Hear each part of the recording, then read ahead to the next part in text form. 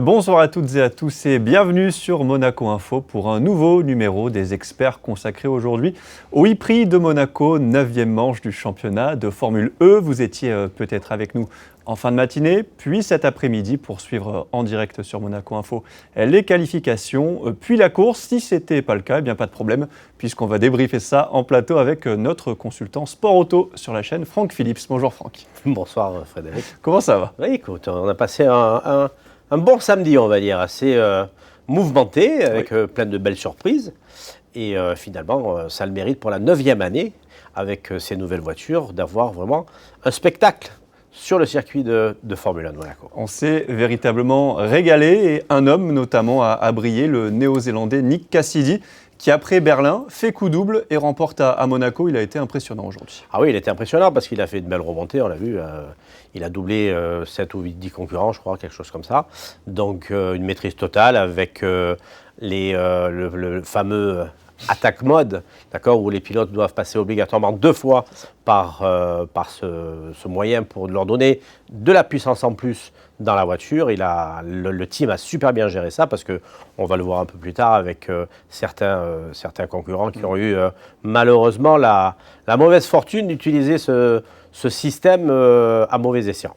Il a tout bien fait, j'ai envie de dire, puisque vous l'avez dit, parti 9e pour s'imposer, et puis il a aussi su faire face à Mitch Evans quand son compatriote lui a mis la pression. Ah oui, c'était une sacrée pression parce qu'il revenait fort derrière, et il a maîtrisé, il n'y a pas de sujet là-dessus, il a complètement maîtrisé sa course. Il ne s'est pas laissé impressionner par son teammate.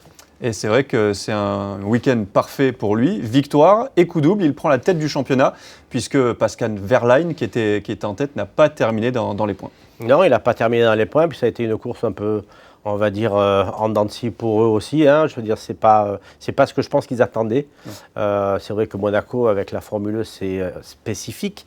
Donc, ils courent vraiment dans un cadre de Grand Prix, alors que d'habitude, les Grands Prix en ville, c'est des Grands Prix qui ont, avec des angles droits, avec des grandes lignes droites. Donc, c'est vraiment la première fois où, peut-être, avec cette nouvelle génération, on a pu voir que cette Gen 3 commence à se rapprocher un petit peu de la F1. Le Britannique Jake Dennis complète le podium en 3e position devant le jeune Français Sacha Fenestraz, 4e, qui avait signé la pole position avant de voir son temps annulé. Il s'était quand même élancé en première ligne, donc on va dire pole position et 4e place. Comment vous l'analysez, cette course du jeune Français? Disons que chaque fois qu'il est venu à Monaco, il a fait la pole, il a gagné. Il a fait 3 courses, il a fait... bon, là, cette fois-ci, il a fait la pole, entre guillemets, parce que la pole, il a eu. Je pense que c'est un petit pilote dans lequel il va falloir regarder, parce que les capacités qu'il a, franchement, plus tard, ça risque de voir le coup. Sacha Fenestraz, 4e donc de ce e-Prix à Monaco. Je vous propose de l'écouter. Content, un peu mix, c'est sûr qu'on perd la pole, mais pour moi en tant que pilote je garde comme si je l'aurais fait parce que à la fin du compte la pénalité c'est par rapport côté technique et pas pilote. Moi j'étais juste un passager dans la voiture, je fais mon boulot, je conduis comme tous les tours et c'est juste un côté technique que moi je peux pas gérer et c'est pour ça qu'on perd la pole, donc pour moi c'est comme si j'aurais fait la pole. Après ce qui est en course, je suis content, on fait quand même le meilleur résultat de la saison. On arrive de Berlin où c'était très compliqué, on finit pas dans les points. Sao Paulo où les 2 voitures finissent pas. Donc on vient de très très loin et on arrive à faire le meilleur résultat de la saison. Donc c'est super. Maintenant il faut continuer à bosser, c'est sûr qu'on est là pour gagner. Hein, donc il faut continuer à bosser. Une course beaucoup plus compliquée en revanche pour son coéquipier, un homme qu'on connaît bien, Norman Nato, qui était parti 3e et qui a vécu une course un petit peu plus difficile, notamment à cause de la stratégie du team Nissan. Oui, c'est ce qu'on disait tout à l'heure, malheureusement. Il était parti vraiment, on va dire, sur les chapeaux de roue parce que ça fait depuis le début de l'année qu'il galère pas mal. On le connaît bien, Norman. C'était le grand ami de Jules Bianchi. C'est pour ça, en plus, il a rendu hommage à Jules sur le casque avec toutes les images de Jules. C'était assez émouvant pour moi aussi. Et bon, malheureusement, une fois de plus, on va dire, la gestion de la course par Nissan n'a pas été vraiment géniale pour lui parce que il est 3e, il finit dernier, quoi.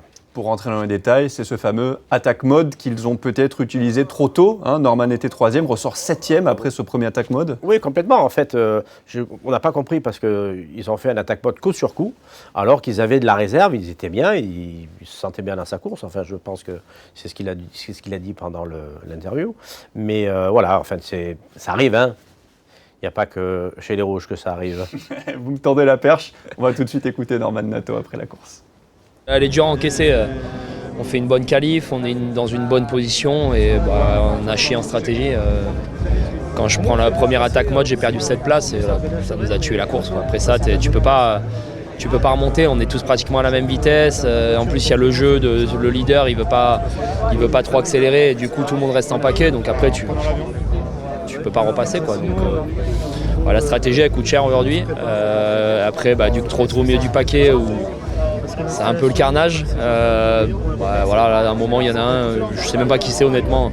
Il m'a tapé à l'avant, ça m'a tourné dessus, ça m'a coincé l'aileron dans la roue, donc j'ai dû m'arrêter. Mais bon, ça c'est une conséquence du reste. Mais la course, elle était déjà terminée après mon premier attack mode.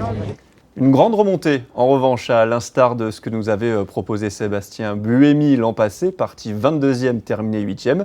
Jean-Éric Vergne a fait un poil mieux, parti 22e, fini 7e, avec sa DS, les 2 DS d'ailleurs, avec Stoffel Van Dorn, on fait une super course. Ouais, enfin lui, il a fait une remontée, c'est mieux qu'une remontada en football, quoi, je veux dire. Parce que c'est vrai que les voitures, elles ont la même puissance, logiquement, je veux dire. Après, c'est le pilotage qui joue. Il y a le fameux attack mode, mais la remontée qu'il fait, il gagne 15 places quand même. Hein. Gagner 15 places à Monaco, comme on disait lors de la transmission. Se mettre à 3 de front pour doubler dans l'épingle du Fairmont et arriver à faire l'extérieur à 2, franchement, moi je dis chapeau monsieur. Et il limite aussi la casse au classement général. On le rappelle, il a gagné 2 fois déjà ce championnat de Formule E. Là, du coup, il est 5e à 38 points de Nick Cassidy qui a pris la tête. C'est important sur le long terme, quand on a comme ça un week-end compliqué, de marquer quand même des points.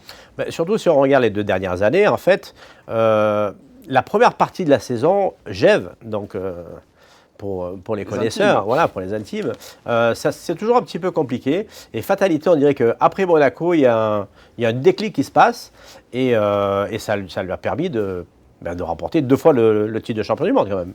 Et il est en lice peut-être pour remporter donc un 3e titre. On écoute tout de suite sa réaction après la course. C'était plutôt une bonne course. C'est sûr qu'en partant dernier, ça allait toujours être difficile de remonter dans les points, mais on a su être agressif quand il le fallait, rester en dehors des problèmes aussi. Et on avait vraiment une bonne vitesse en course. Donc le premier safety car en fait est un peu dommage parce que après ça, tout le monde avait plus de problème d'énergie, tout le monde était flat out. Et sans ce safety car, j'aurais pu continuer à remonter, mais en fait c'est comme ça, on va prendre ces points-là. On va continuer sur cette lancée parce que la voiture, je pense qu'on a quand même un peu amélioré ce week-end et puis on va continuer. Mais c'est sûr que si on veut se battre pour le championnat, on ne peut pas faire des erreurs comme on a fait en qualif ce matin.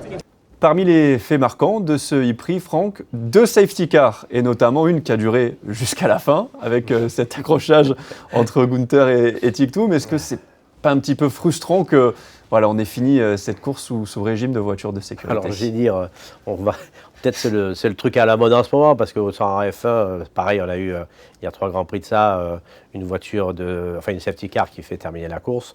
Là aussi, il est vrai que la voiture... La sécurité avant tout. La sécurité avant tout. La voiture était vraiment mal placée à la sortie de scène des votes. Mais c'est vrai que, en ce moment, ça devient un peu une rhétorique de dire, il y a un grand prix, il y a un crash, on arrête tout, on fait 2 tours et on s'en va. Si on doit faire un bilan, malgré tout, de ce e-prix, on l'a dit, énormément de dépassements dans des zones inhabituelles par rapport à la Formule 1. Ces voitures Gen 3, plus petites, plus rapides aussi. On s'est régalé, c'était quand même une course palpitante. Ah, franchement, moi personnellement, je me suis régalé. Je pense que tous les 2 dans la cabine, on s'est régalé.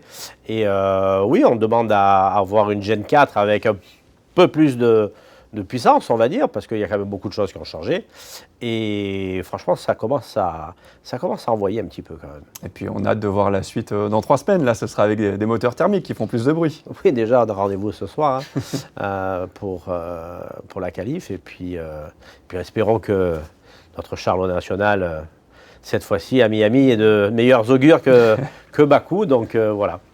Franck, merci infiniment d'avoir été avec nous sur Monaco Info. Un plaisir, comme d'habitude, de débriefer cette course avec vous. Merci Frédéric, un grand plaisir aussi à moi aussi et on se voit bientôt. Et on se retrouve dans 3 semaines pour débriefer ensemble la Formule 1, cette fois-ci avec le GP de Monaco.